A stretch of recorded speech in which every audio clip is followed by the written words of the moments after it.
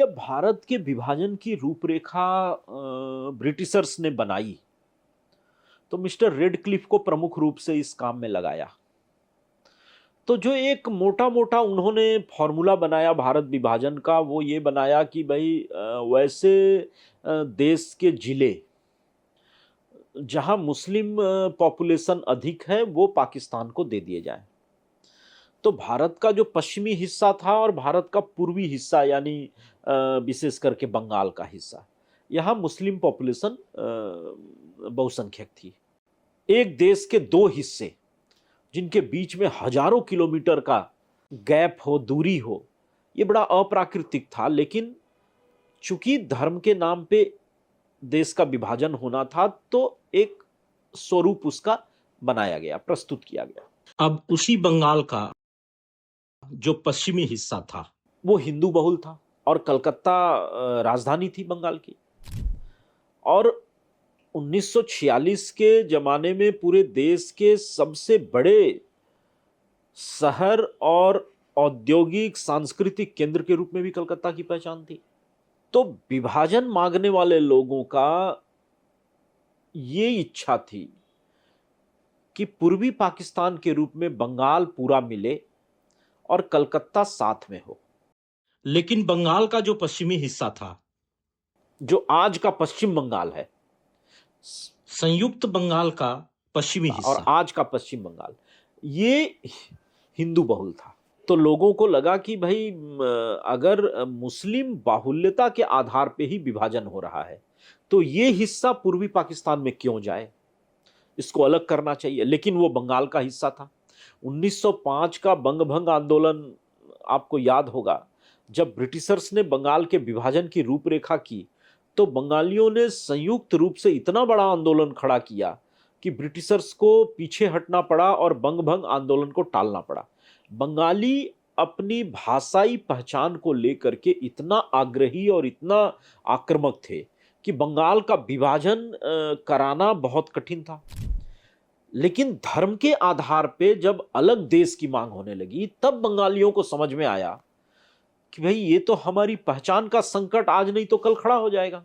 जब हम पूर्वी पाकिस्तान का हिस्सा बन जाएंगे तो बहुत दिनों तक हम अपनी बंगाली संस्कृति की पहचान को कायम नहीं रख पाएंगे। और बंगाली संस्कृति की पहचान तभी हम कायम रख सकते हैं जब हमारा मूल स्वभाव हिंदू स्वभाव बना रहे।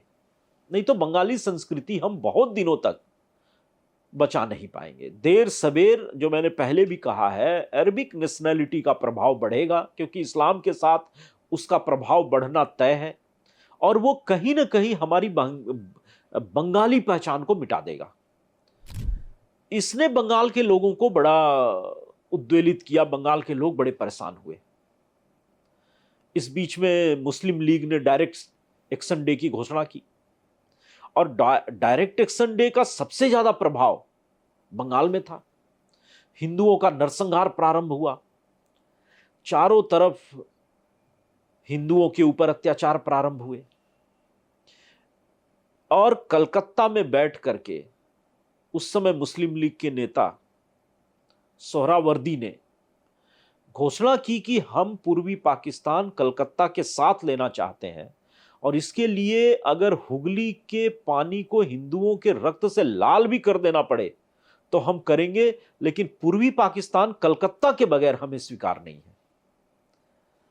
और बंगाल पुलिस के हेडक्वार्टर, जो लाल बाजार के नाम से जाना जाता है, वहां बैठ करके उन्होंने हिंदुओं के नरसंहार की योजना बनाई।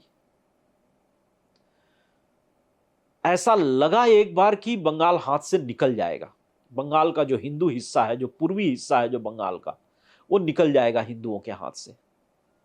लेकिन इसी बीच डॉक्टर श्यामा प्रसाद मुखर्जी ने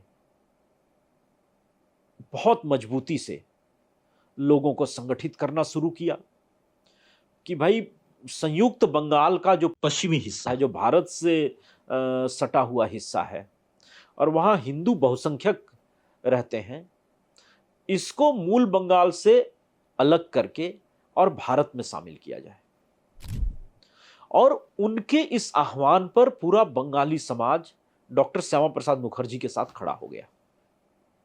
और उसी में एक बहुत प्रमुख घटना घटी।